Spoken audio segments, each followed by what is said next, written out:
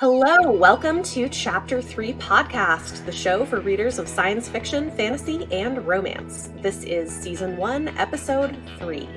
I'm Bethany, your host, and joining me as a guest today is Cami from the horror YouTube channel Cami's Korner.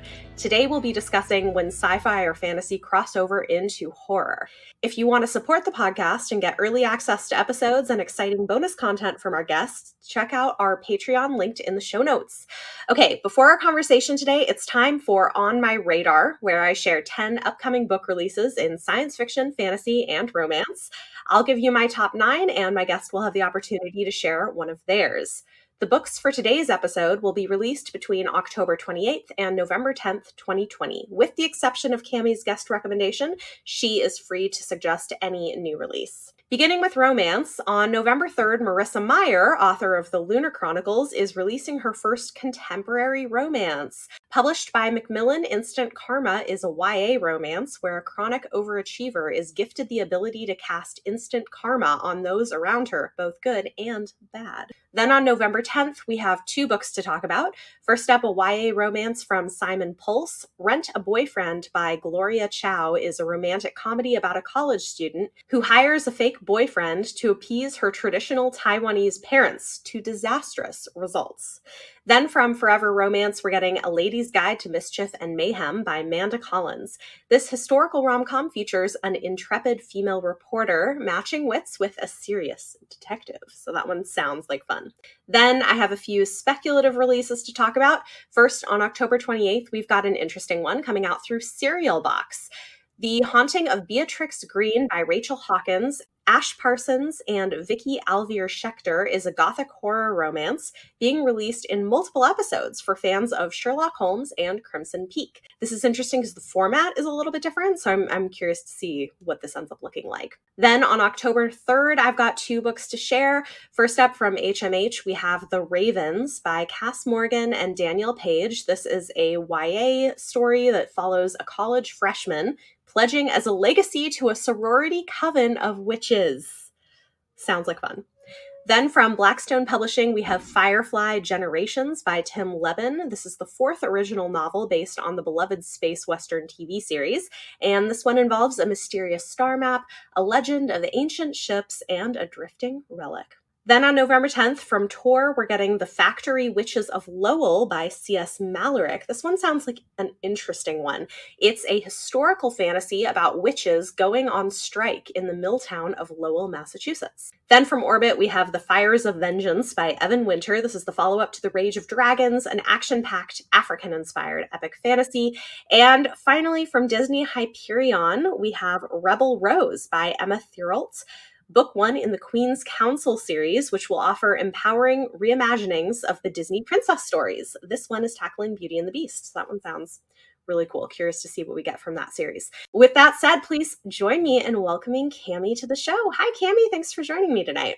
Hi, Bethany. Thanks so much for having me. This is really exciting. Congratulations on launching your podcast. Thank you. Yeah, absolutely. If you want to briefly introduce yourself to our listeners and share your pick for an exciting new release that you want them to know about. Absolutely. So as Bethany stated, I am Cami from Cami's Korner. I predominantly talk about horror. That is my niche. I do read in other genres, but I tend to gravitate back to horror. Every now and then I'll just cleanse my palate with something if I've read something a little intense or a little twisted or dark. But for my pick, I'm actually going to choose one that's been out since August, and that is Betty by Tiffany McDaniel. That book blew me away. That book is actually one I physically cried 3 times while reading it. It hit every trigger warning under the sun, but the story is just so powerful. I mean, that is the first time in such a really long time that I have connected with characters in a book. I felt what they were feeling, and I can't explain it. I can't sell it. It's an experience. I can say that much. I hope everybody will give it a chance because it's really tough. It is probably one of the hardest books I've ever read in terms of emotion.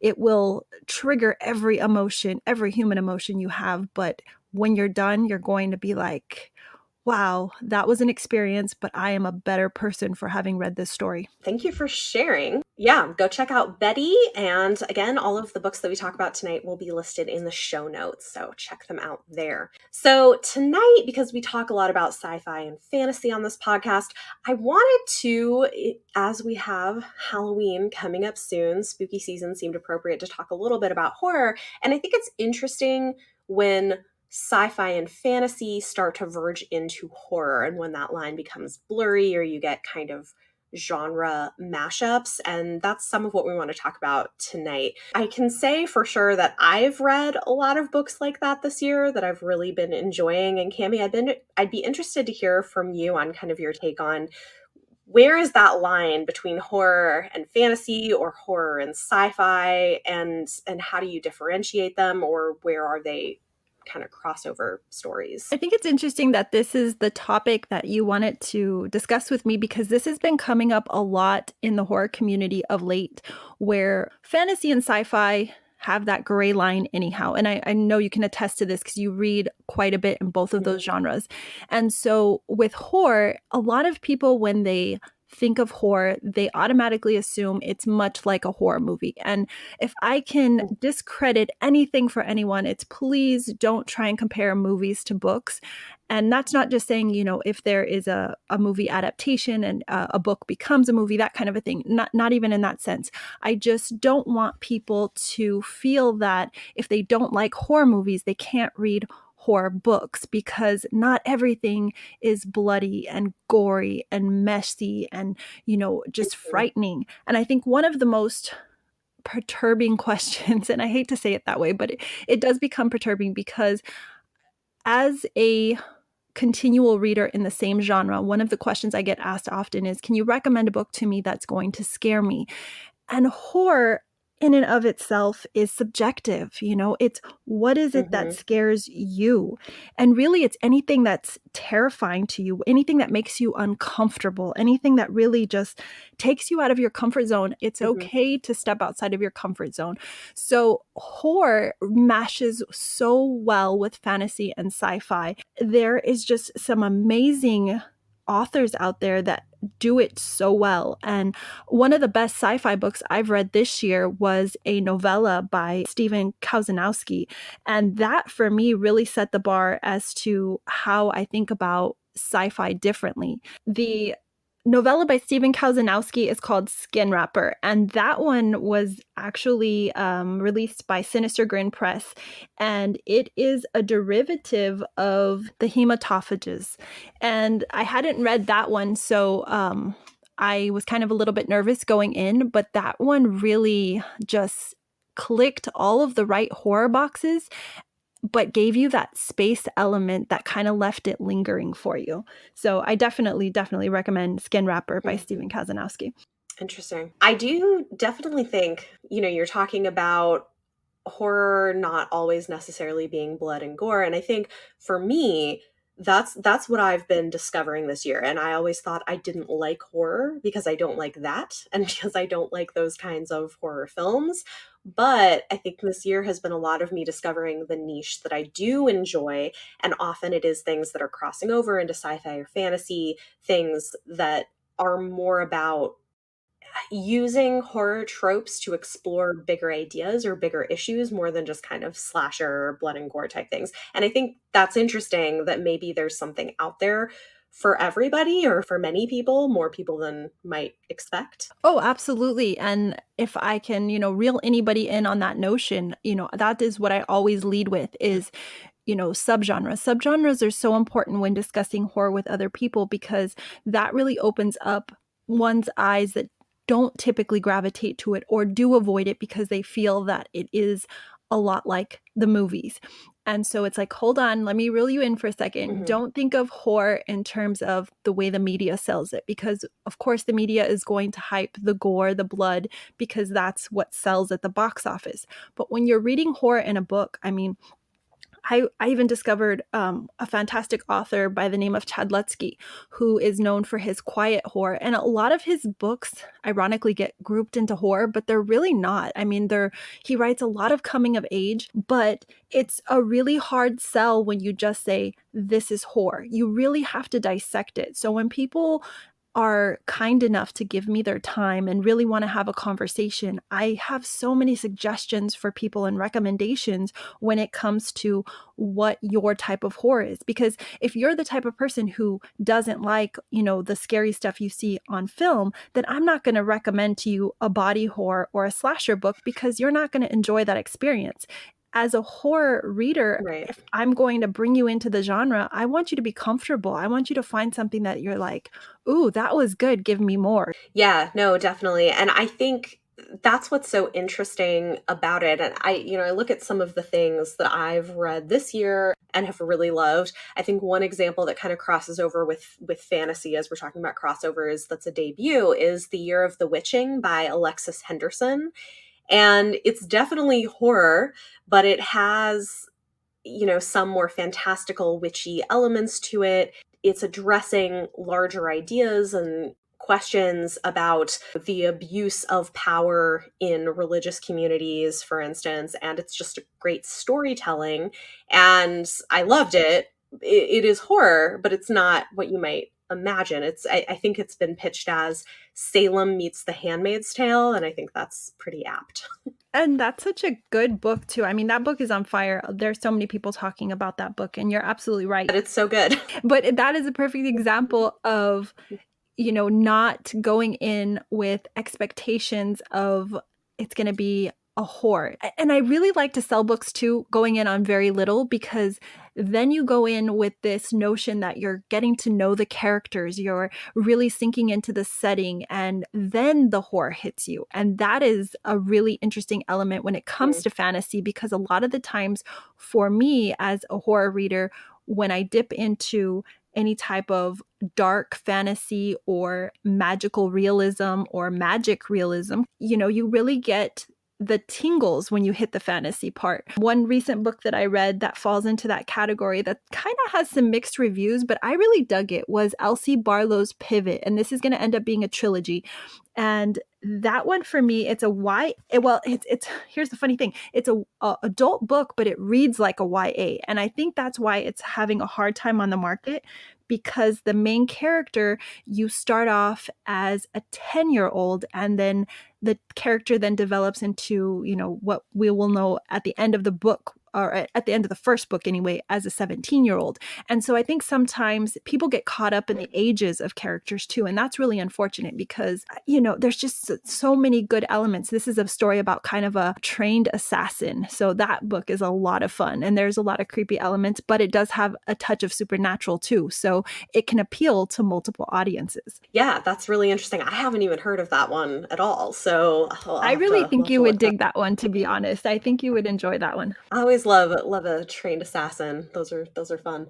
Yeah, I think there's quite a few things that have been hitting broader or hitting wider audiences maybe that are interesting this year, and a couple of books that have ended up being among my favorites that are horror that kind of crosses over in different things. One example would be the Southern Book Club's Guide to Slaying Vampires by Grady Hendrix is a great one, and it crosses over into that paranormal fantasy with the vampire element, but it's definitely horror.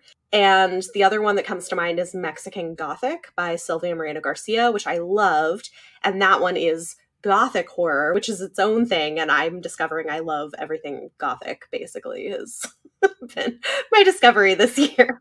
It's so funny that you mentioned that too, because those are two really good examples of books that fall under the same subgenre of Gothic horror. You can kind of say that Grady Hendrix's book is more of a Southern Gothic, because anything that tends to take place in, like a Georgia setting or a backwoods kind of setting that has, some of those historical points, because how he does go back and reference some history in that book. You do find that you kind of get this confusion with people, that oh, you said it's gothic, so it's got to be a story about ghosts and haunted houses. And it's like, no, it's so much more than that. And that's why horror, I love it. I love to talk about it. If you like gothic horror, this is why I'm saying it's a good fit for you, because those are two perfect examples of something that fits in the same category, but they're on two different parallels, you know? Yeah. Yeah, that's interesting. No, it's a good point. And they have fantastical elements of them that I think can appeal to some fantasy readers, but are still solidly, I feel, in the horror genre. And that seems to be, at least for me, what works in horror. There's a book that I'm reading right now. It's the third in the Malus Domestica series. So this one is The Hellion by S.A. Hunt. And the main character is a witch hunting punk YouTuber. And it's definitely horror, but it's paranormal elements to it. And again, the thing that people who know me from my YouTube channel probably know, it's tackling bigger issues. And in book 3, what's interesting about it is it's using horror as a way of talking about domestic violence. And for me, what is so interesting and powerful about horror as a genre and mixing it in with these other things is it can be a way of talking about big, serious, difficult to grapple with issues in a way that might not be as digestible in just a straight up contemporary genre. And again, I feel like you're inside my head right now because you're saying some fantastic points about horror. And horror, I always tell people, horror is one of those things that once you're exposed to it, once you read it, once you are absorbed in it and you start reading a lot of it, you start to view the world differently. I find that right now I'm reading a lot of things that maybe 10 years ago I probably wouldn't have touched with a 10-foot pole. But as my reading gets deeper and I start to be exposed to certain things, I'm looking at the world differently. And we know that 2020 has caused us to open our eyes, or at least it should for most people, in so many areas. And horror has never been afraid to tackle the hard-hitting issues. And I feel that those that read horror understand that. And what I say to a lot of people is this, is that horror takes the ugly, the dirty, the things that most people try and pretend that don't exist in our world, the forgotten, and they change it into almost like this manifested phoenix. You know, it just rises from the ashes. And when you're done with the novel that you're reading or the novella, you're like, wow, that was really powerful. You know, you hear poetic quite a lot in horror. Wow, the prose were just magical. They floated off the page. And you don't think that you would hear things like that or statements like that being used in horror because, again, media has kind of stifled the idea that horror can be beautiful, that horror can take something really ugly, something really difficult and really challenging and bring it to the surface in such a way that it stays with you, you know, and then you share it with other people. And I've read some really dark, twisted things, but in the heart of it, there's some incredible writing that, you know, I try to tell people, one of the authors that I do this a lot with is Chandler Morrison. One of his books. I can't recommend it to anybody, but I'll say it here because it's one of those that if you do it, it's life-changing because it's really ugly and gross, but it's called Dead Inside, if that tells you anything. The premise of the story, yeah, it's heavy. I'm going to tell you right now, it's probably one of the worst subject matters I've ever read in my life. But if you can look past that, and I know this even sounds weird to say that, if you can look past what the story is about and just focus on the writing, it is some of the most beautiful writing I have ever read in my entire life. I honestly want to say that that's probably going to be my favorite book of all time. Wow. And it's gross. It's so gross. And when you read it, I don't know if you'll ever read it, Bethany, but if you do, you'll probably question why you even talk to me. It definitely does not sound like my favorite subgenre. No, I don't recommend it to anybody, but I do. It's so hard not to tell people, but it's so beautiful, but it's so ugly at the same time. Well, which I mean, I understand that in maybe more mild examples. I feel like sometimes I will read books in other genres where that's true, where I'm like, the writing is beautiful. You know what actually I think is a great example of this, which is literary fantasy with some horror elements. So maybe this is a good place to talk about it actually. But Black Leopard, Red Wolf by Marlon James is a book that is very difficult to read and has so much difficult subject matter and wasn't necessarily fun to read, but also it was brilliant and the writing was beautiful even when it was awful things that were being discussed. So I do get it.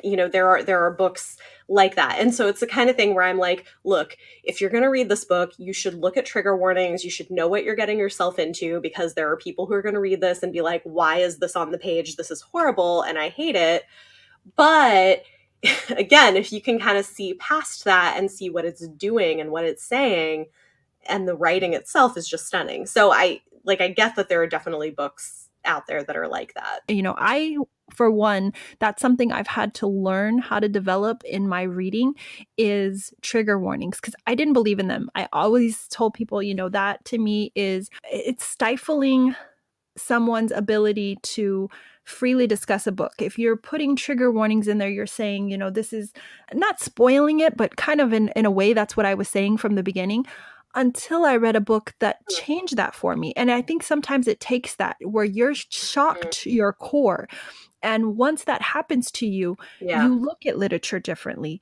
And so now I do believe in them. I don't give them always, because it's really challenging in horror, because, like I stated, it's very subjective in terms of what will trigger someone. And you kind of know going into horror, you're going to be shocked. You're going to be left with those feelings of unease. Sure. And what bothers me might not bother you. However, there are some things that are a little over the top. And I think that if you take it from a human compassion element and you're like, oh, that hurt a little bit. It might have not been my hurt, but it's going to be somebody's hurt. So let me acknowledge that. Yeah. And I think also in terms of what you're talking about, literary fiction on the cusp of horror, I think you see this a lot too, when books get deep and people can't follow the story, so they automatically just kind of shake their head and say that wasn't a really good book.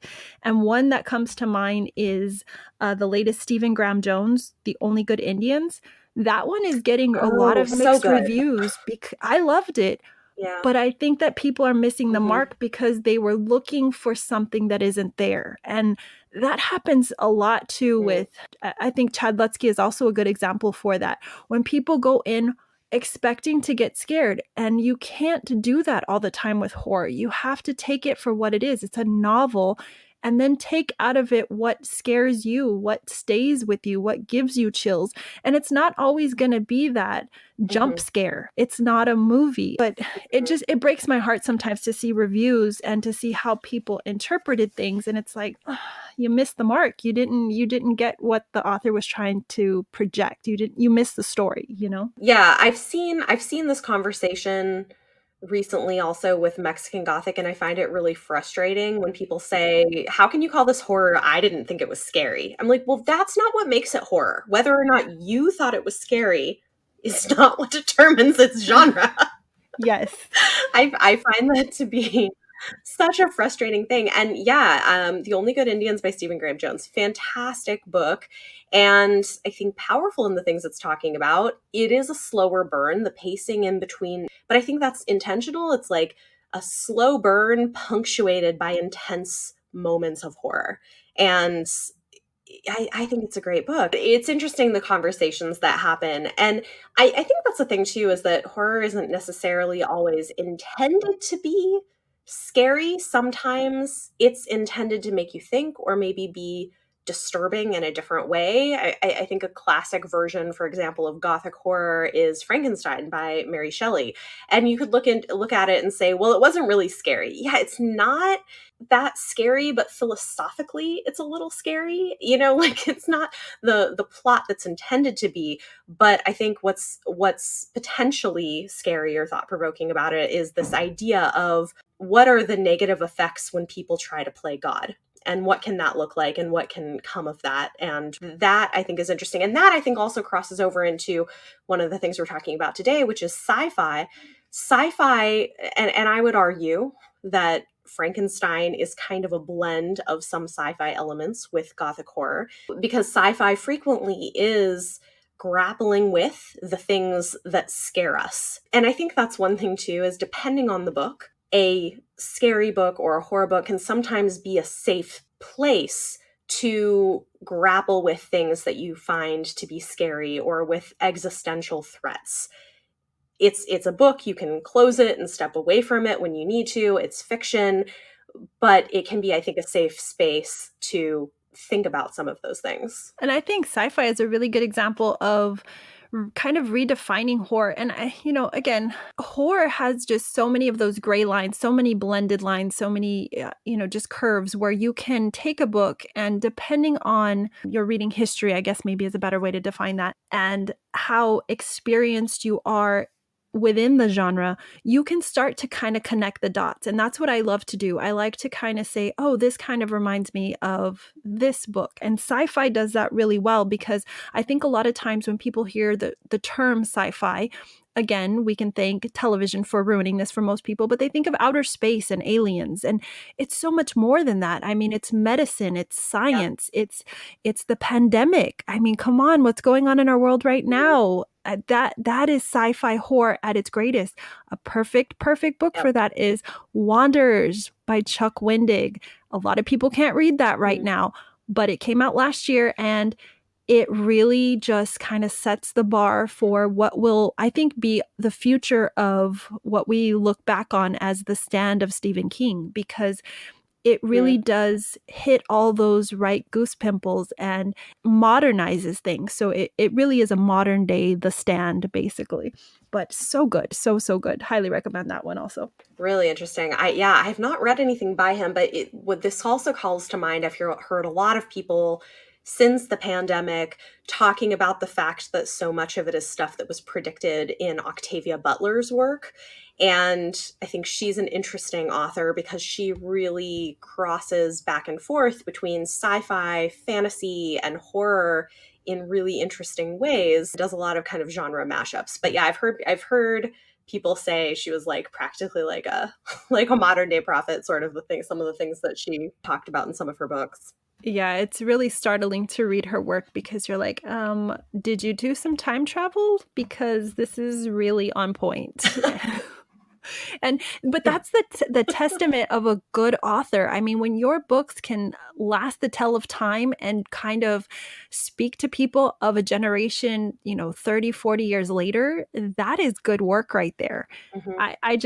She's always going to be one of my favorites. Yeah, I want to read more from her. I've just in the last year finally started reading her work, and I read Fledgling recently, which I know is a very controversial book, but I loved it.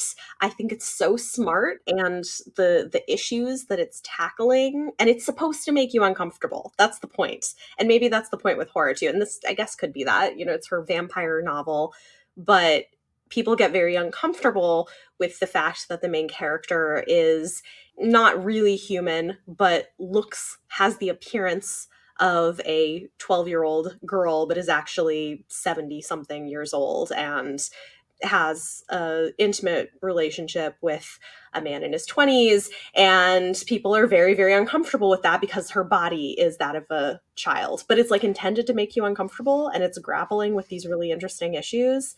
So the problem with us as Americans is we are so sheltered. And if people would just stop for a few minutes and go outside mainstream media and look and investigate and, read a few nonfiction books, there are some horrific, horrible things that happen in this world. All horror does is bring it to light. So when you read a horror book that kind of jars you a little bit or takes you out of your comfort zone, maybe it's something that it's awakening in you. It's saying, hey, this really does exist. And I know that happens a lot when it comes to children in horror. And people are like, oh, this is crossing a line. You don't mess with children. And I don't know. I'm going to sound weird here. I'm going to sound like I'm this now crazy horror cat lady or something, because I have to really disassociate myself what is considered normal. I have to look at it from a critique almost. And this allows me, I think, to not only be a better reader, a better reviewer, but a better recommender. I'm known for my deep dives. I mean, for goodness sakes, log onto my YouTube channel. I don't have anything under 30 minutes. I've dug in. I've gotten all the ugly for you, you know? So if you're going to like it, if you're going to hate it, I'm going to tell you why. You can't go into horror the way you go into other genres, because if you do, you're going to get bit very fast. And, you know, for all intents and purposes, for some people, they're like, ooh, that sounds good. You know, that's exactly what I'm going in for.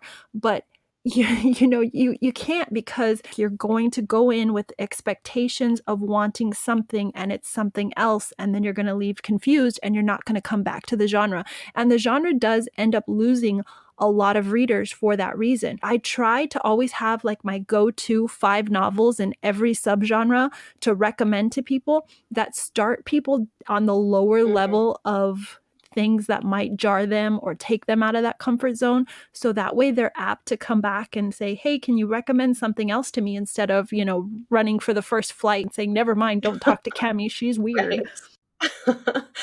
Yeah, no, it's interesting. And this is reminding me of what I wanted to comment on that you said earlier. You were talking about content trigger warnings.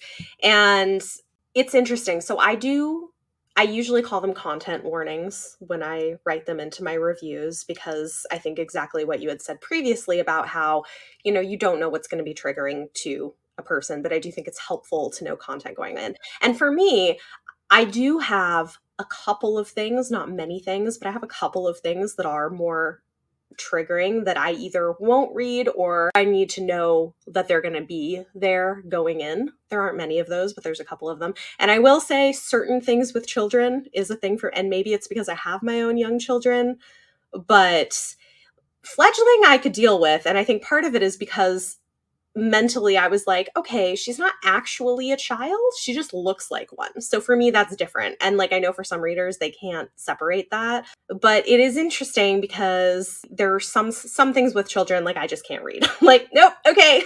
That's not going to work for me. But you know, I know that that's me. That's not necessary for me at least. It's not necessarily that I think you shouldn't ever include that in books, because I think part of it is that like, horrific things happen to children, and there are many adults who had horrific things happen to them as children. And sometimes, you know, and I mean, this could get into a whole other conversation about the standards we hold authors to sometimes, but, you know, sometimes there are authors of books who process their own trauma through their writing, but should they feel like they have to publicly come out and talk about their trauma? No.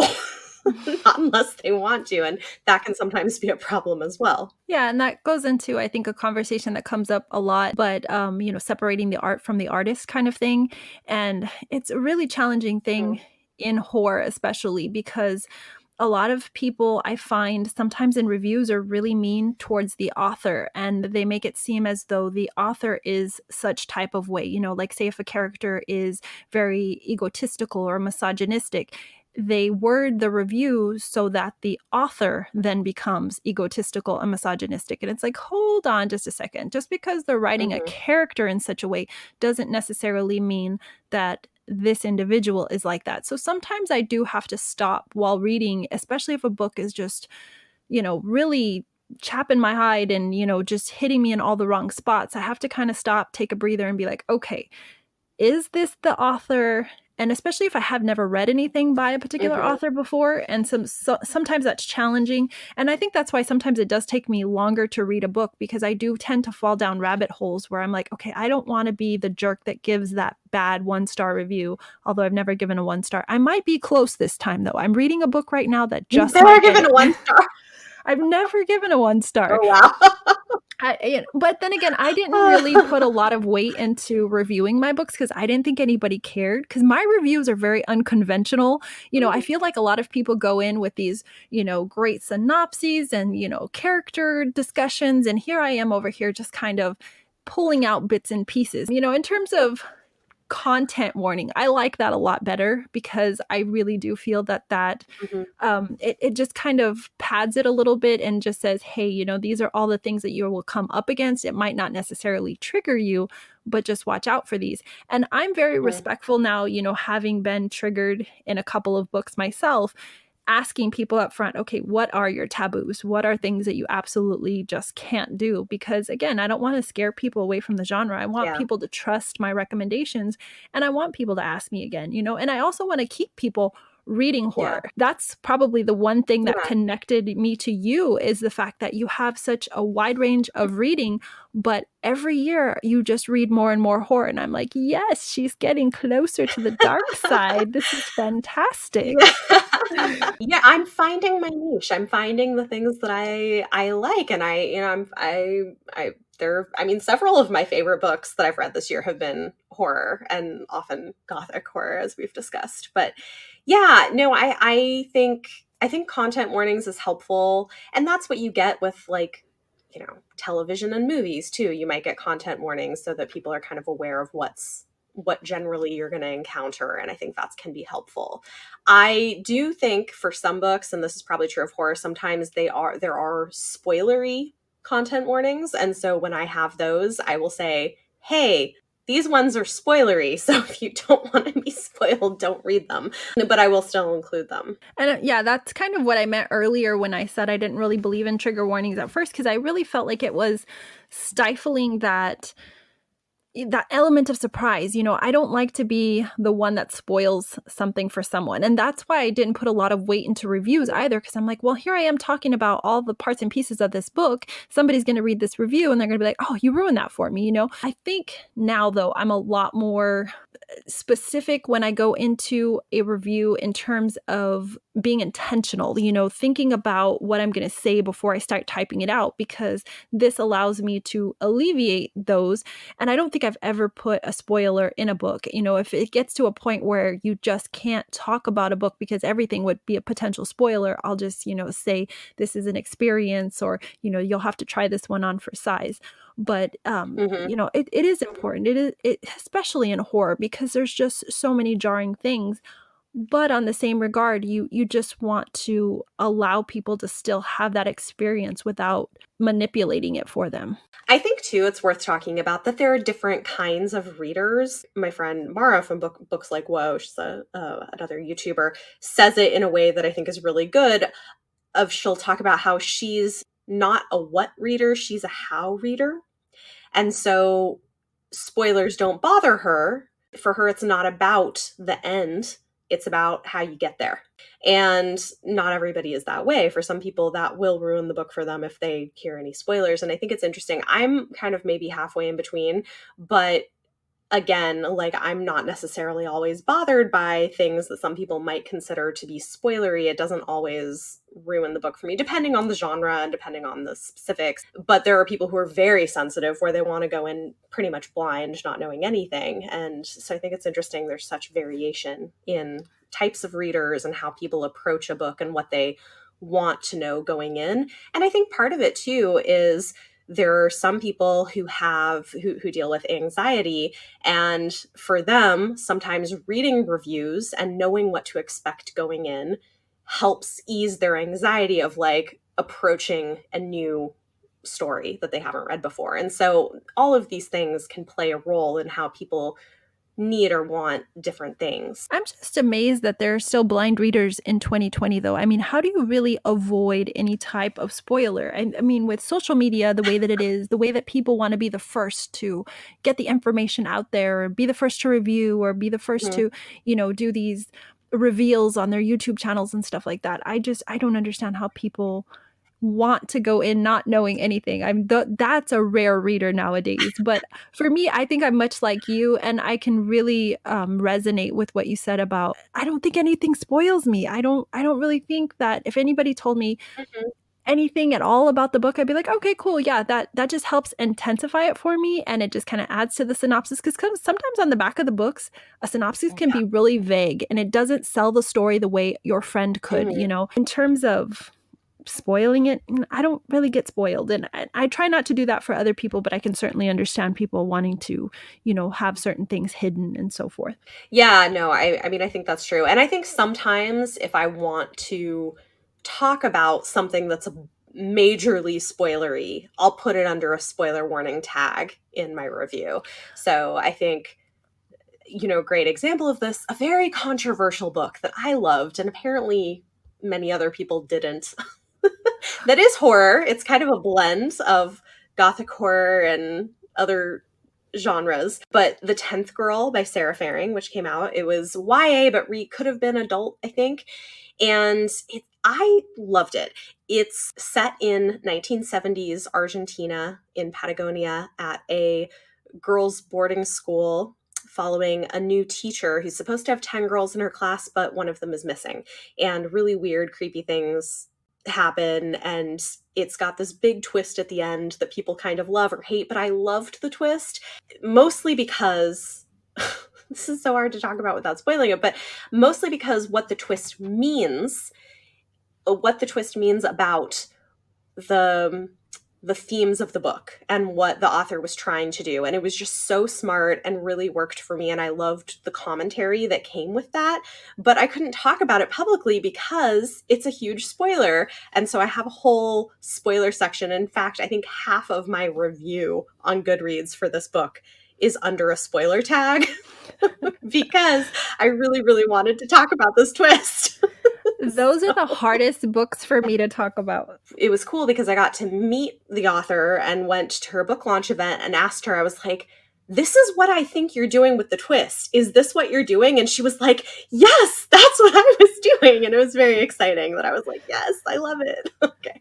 That's always the best bonus as a reader, is when you actually understand what the author was trying to say, because you're like, okay, I am not crazy. I got it. But I think that happens a lot, especially when you are, as an author, as a reader, the experience, we have to know going in fully what the story encompasses. So if it is based on other countries' myths or legends, I think that's kind of where I'm going with this. We have to be respectful of that. And I think, again, this comes with being American. I think sometimes people go in with these expectations that if they're reading a book in English, it has to make sense for us. And that's not the case. And a lot of the times we miss the beauty of the book. So when, you have something that's set in a different country or has a plot twist that will take you to that country of origin, again, the reviews aren't so kind. And I find that a lot with psychological thrillers, which that book is that you get a mixed bag of reviews because people either get it or they don't. And that's no fault of the author. Mm-hmm. It's totally at fault of the reader, because I think that a lot of the times people go into books with expectations, not setting themselves aside. I guess I'm just very defensive of the horror genre, and everything is my baby. And when somebody says something negative about a book that I loved or about an author that I adore, it's just like, hold on, did you miss let's have a conversation here. Let me buy you a coffee and you're gonna love this book. But we have to respect the fact that not everybody is gonna love what we love, and not everybody is gonna get the intent of the book, but I want people to be more intentional readers. Don't go in with expectations of being what you are, just because it doesn't happen in your world, or just because you haven't experienced it doesn't mean it's not real. Yeah, no, I see this coming up a lot, especially this year with everything that's been happening in America.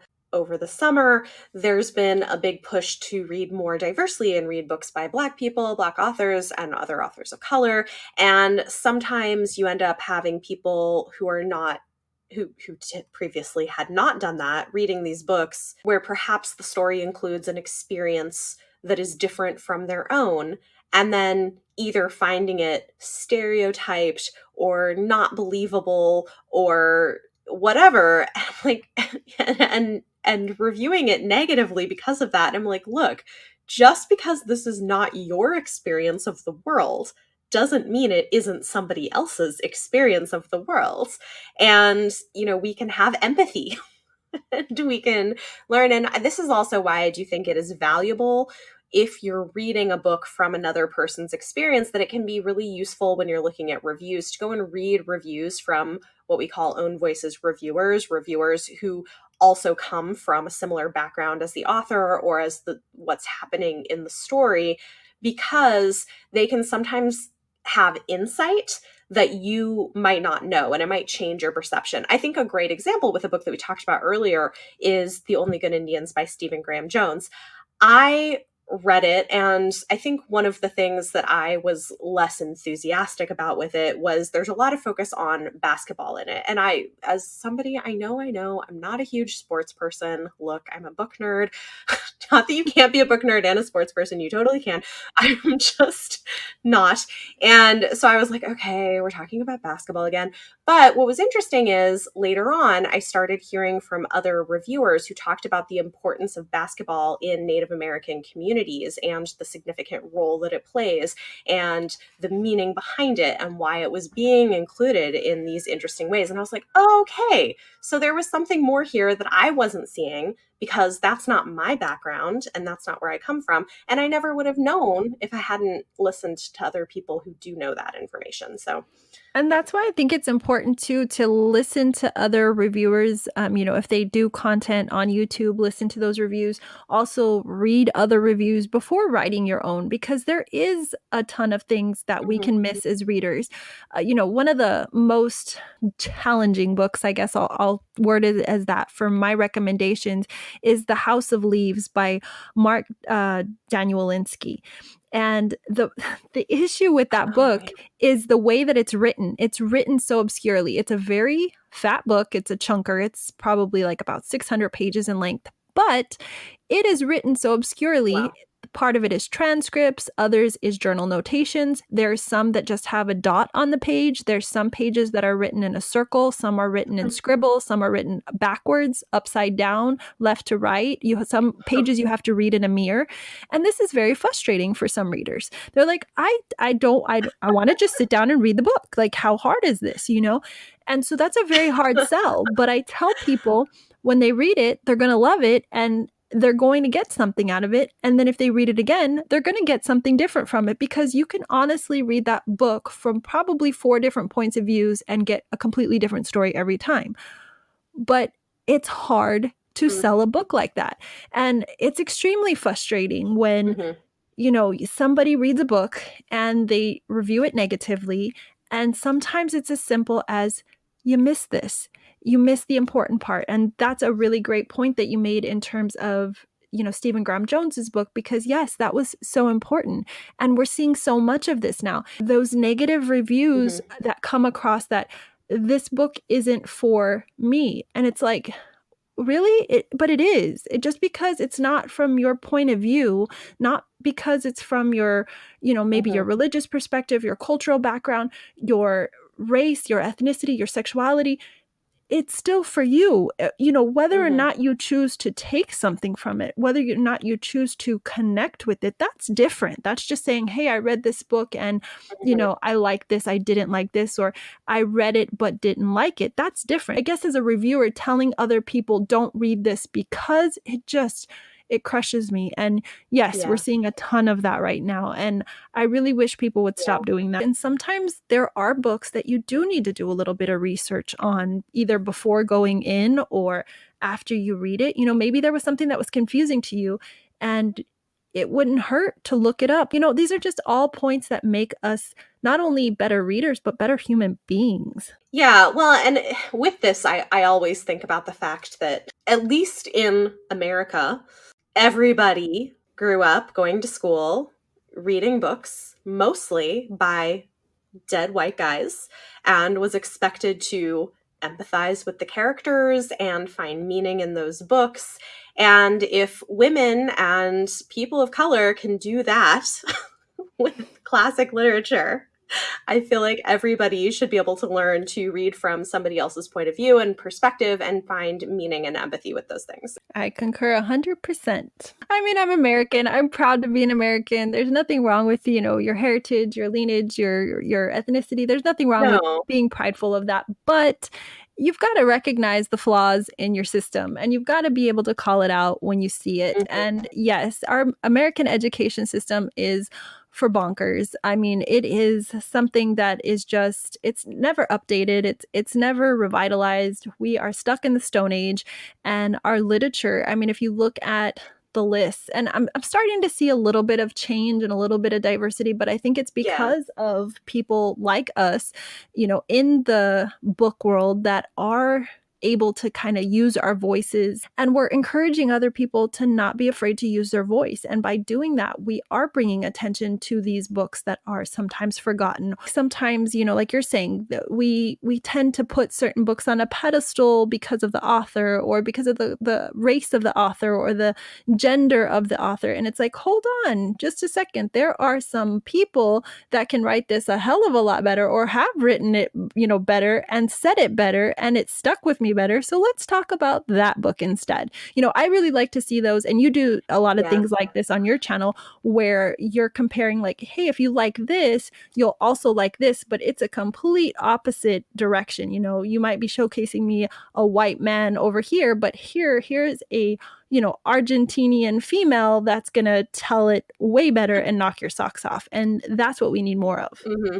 Yeah, and I've got to say, shout out to all of the teachers and the school librarians who are fighting for more diversity in the books that their kids are reading, because that is such important work. And I know that they are out there. I know that they're overstressed, especially with COVID.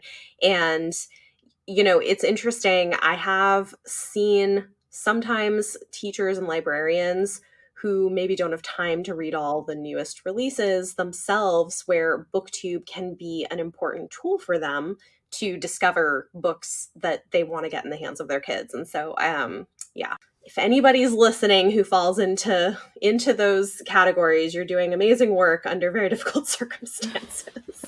Yes, we love our librarians and our teachers. They're very underappreciated in this country. Well, all countries. I mean, teachers are just, I have such heart and compassion for teachers. They put up with so much of what they do happens even after they're off the clock.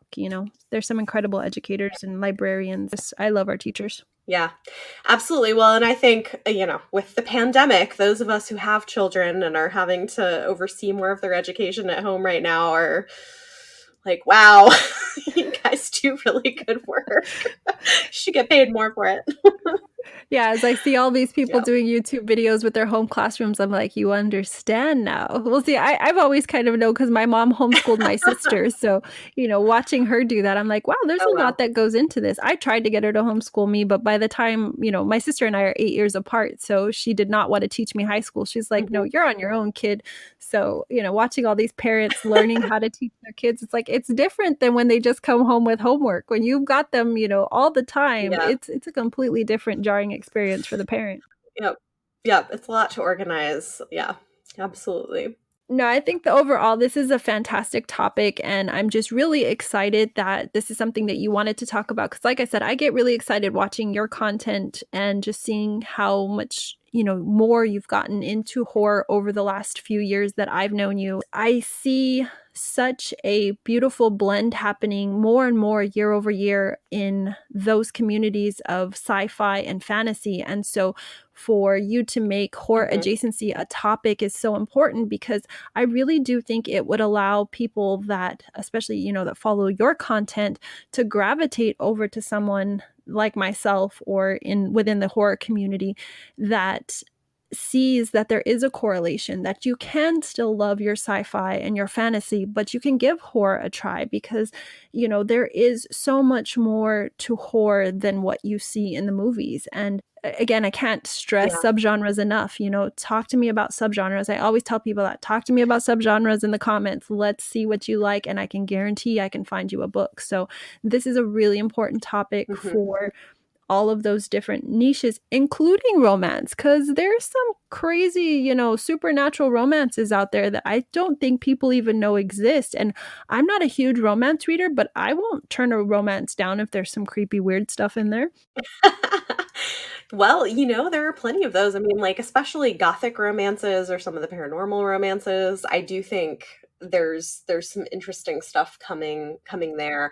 I also think in YA, sometimes there are books that are horror that aren't necessarily sold that way, and that can become a problem, and then they can end up being a little more controversial.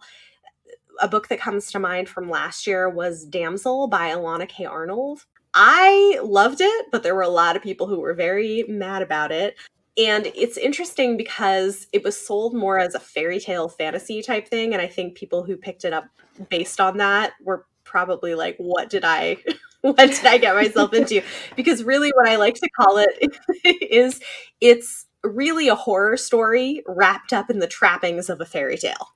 I Yes. mean, that's Well, and that's really what horror it is. adjacency in a nutshell. Yeah, absolutely. Well, and in this case, what it's tackling is misogyny and sexual assault. And it's fantastic. But there were people who were very upset about it and said, this is not appropriate for teenagers. What is this? There's like some weird stuff in it. But I was like, no, this is so good and so powerful. And there are so many teenagers who experience this, who experience sexual assault, who experience these toxic, manipulative relationships with people pressuring them into physical things that they're not ready for and making them feel guilty about it. That's a real thing that happens. And it's a real thing that happens for teenagers. So, of course, there should be a book that is addressing it in a way that is empowering and, even if it's disturbing in some ways. I think sometimes we underestimate what teenagers experience and what they can handle. Well, and that's a perfect point. YA is a very touchy subject with me because I think that we are really naive when it comes to dealing with young adults in this country and what they experience, what they're subjected to, what they see. I mean, think about how much technology we have readily accessible to us. Kids are getting cell phones now at 6 and 7 years old. They might be prodigies of, divorced households and stuff I'm that my might kids. but there's reasons kids have cell phones that young, but the point is Yeah, kids do sure. have access to technology way more than we did when we were growing up. And I think it's important to cover these hard-hitting subjects if you're going to be afraid to discuss them with your teenagers at home. And sex is probably the most taboo subject in our country. I mean, just look at how we treat the sex industry. And I'm not trying to get on a weird tangent here or anything, but there is misconceptions about that industry and that trade. And that takes us into just the basic fundamentals of how we teach sex education in our country. And so we assume that when we come across sex in a YA book, it's wrong. It's not something we should be putting in there. We shouldn't be writing about it.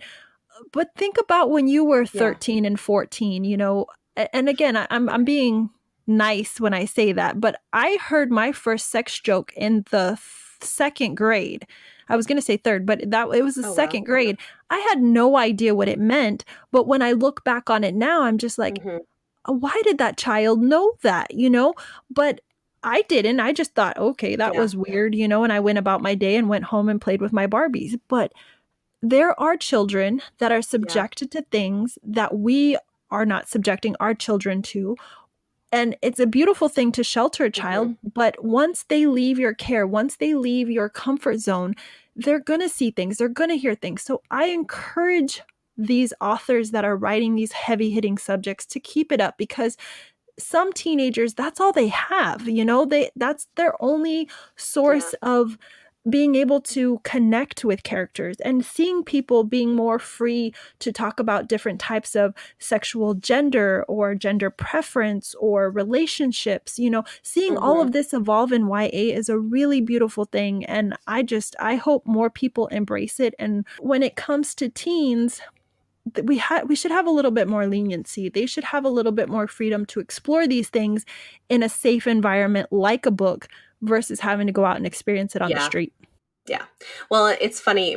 So the last episode, we were talking about fantasy romance, and we talked similarly about, exactly this is like sex in YA. How should it be done appropriately? How can that be a safe space for teenagers to explore that in a book? Yeah. So I think definitely I agree with you. And I think this is not the only area that those conversations are being had. And that's just as true in romance, where it's a place to see healthy consensual relationships, as it is in maybe more horror, where it's a place of processing trauma that maybe people have actually experienced or are experiencing.